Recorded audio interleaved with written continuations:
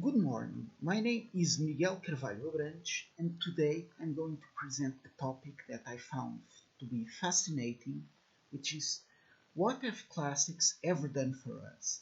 Answers from around the world.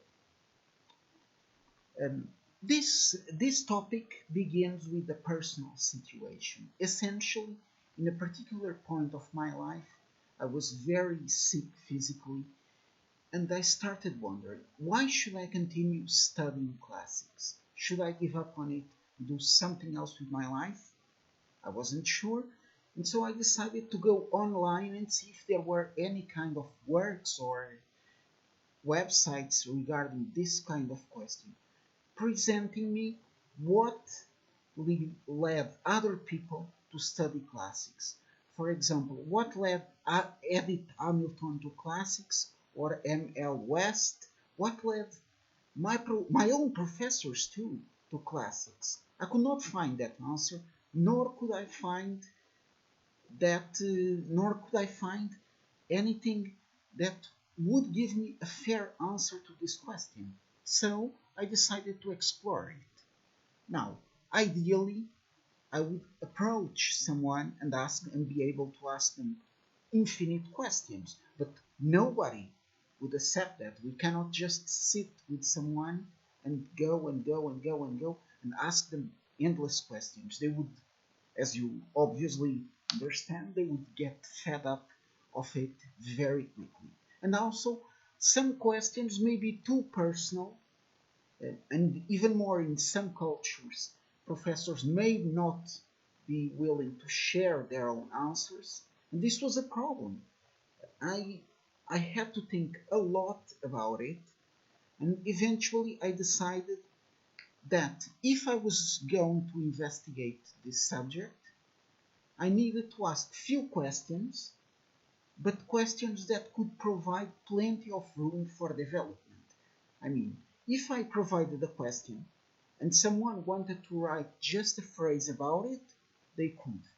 If they wanted to go above and beyond and write, let's say, 10 pages about it, they should be allowed to. It depended on them alone.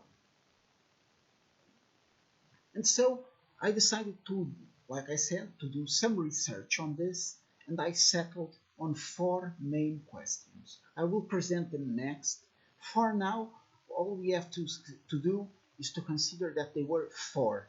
I consider this number neither too small nor too big to upset people. And also, I noticed that in some cultures, people would not be willing to, to participate so much in this kind of question if someone else knew who they were.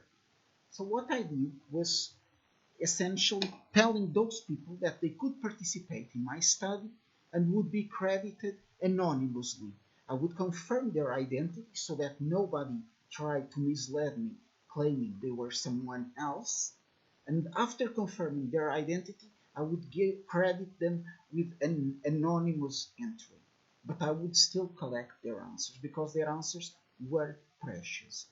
And at the end, in order to thank them for their participation, I would offer everyone who participated a free copy of all the answers I had collected. This seems simple enough because I did not have to pay anything extra for this, and it would be very important for anyone who participated to get the answers from everyone too. And so now let's head on to the questions themselves. The first question I ask people is, what led you to study classics? This is obviously um, a very personal question because I was trying to ask those people not what led everyone to classics, but what led them and them alone to classics. And I'm going to present you three different answers, three answers that show the wide range of answers I collected for this question. This first one is a very intimate answer. When I found just a small note, a small aside, And for these answers, you may want to stop the video a little bit and read them before continuing, since unfortunately I cannot read them all. There would be not enough time for that. This is a very intimate answer. Um, and to be completely honest, I myself cried a bit when I first read it, because we um, tend to forget that behind each professor or student exists a human being. This person that I credit them at the end, this person went to classics because she heard it was difficult, and she was hoping that that difficulty would in some way take her mind off what was going on her personal life. It seemingly worked, but it is perhaps a strange path towards classics. Now, this second answer from a graduate in classics essentially presents us the importance of an engaging teacher, and also the importance of introducing classics at a lower level. Many people from the answers I collected said that they were introduced in classics at a lower level. Both personally, I mean, some people started it on their own, other people started it because something else um, took them to classics. Now, this third answer um, presents us the importance of philosophy, of some philosophical ideas behind classical authors. And I always felt that this is an area of classics that is very, very uh, ignored in the classroom, because we study the texts, but we often tend to ignore the fact that some of those texts, like this person said, like Archilochus, like Seneca, but also Plato, maybe Cicero, and Boethius, and countless others, may have a very important influence in our own lives. Now, on to the next question. I decided to ask people, what is the most unexpected thing you learned through your study in classics? I wanted to basically to see if they could surprise us and see what kind of answers they would give us all. This first person, for example, they say they thought that Latin originally thought that Latin was very hard and that texts would not be easy to understand. But later she understood that it was not actually like that. That texts were fun and Latin was not so hard as she had heard. This is important. This is important because sometimes there is somewhat of a stigma regarding the classical languages. This second answer again talks about the parallels that one can establish between some elements of the literature from the antiquity and our own lives. This is, in my opinion, it's my personal opinion, I should stress that, I think this area is very, like I said before, is very ignored in the classroom. And maybe it should be more developed, because it provides people with solutions and with possibilities for their own lives that right now are very ignored. For example, when someone dies in our lives, there are many works in the antiquity about the pain felt when someone dies, like Cicero and many others, and yet those texts, and like the texts on love from Ovid, those texts are hardly ever presented to students. Maybe they should be presented more often. Now, for this third sequence regarding the second question, some people were attracted to strange stories and to completely unexpected things, like the fact that there is obscene ancient poetry, or the fact that some myths are very, very strange. Now, Concerning the third question, this is a very interesting one, but we will get to it later. Now, so let's jump to question number 4. If you could recommend a single book or article to other readers, what would it be and why? The why I had to ignore here today due to time constraints, but essentially, with this question, I wanted to see what really captivated people's interest in terms of works, both from the antiquity and more modern ones. The top 3 primary sources that most people recommended were Homer's Odyssey, it was recommended 6 times, the Iliad, recommended 4 times, and Ovid's Metamorphoses came on third. I think it was recommended 3 times. Now, this left me with a question, with an internal question. Were these works recommended because they are frequently studied, or are they frequently studied because students enjoy them? It's a bit of a self-fulfilling prophecy, I think, but ultimately I was not able to find this. Now, regarding secondary sources, the most recommended work was Greeks and the Irrational by Eric Dodds. Um, Many people recommended just some works that were recommended just once or twice, and a few even recommended their own books, which was a bit unusual. Now, let's go back to question number 3, which is the most important for today. Question number 3 was, what impact did studying classics have in your life?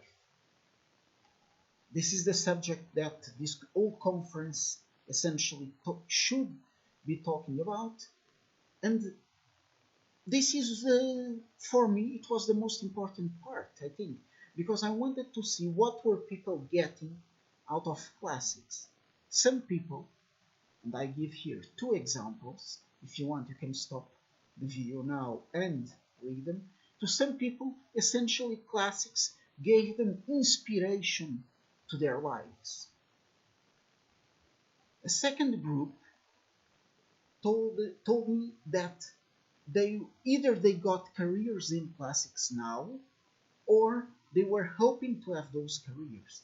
This is a point that should be stressed, in my opinion, should be stressed to students more often, that they are not all going to have a career in classics.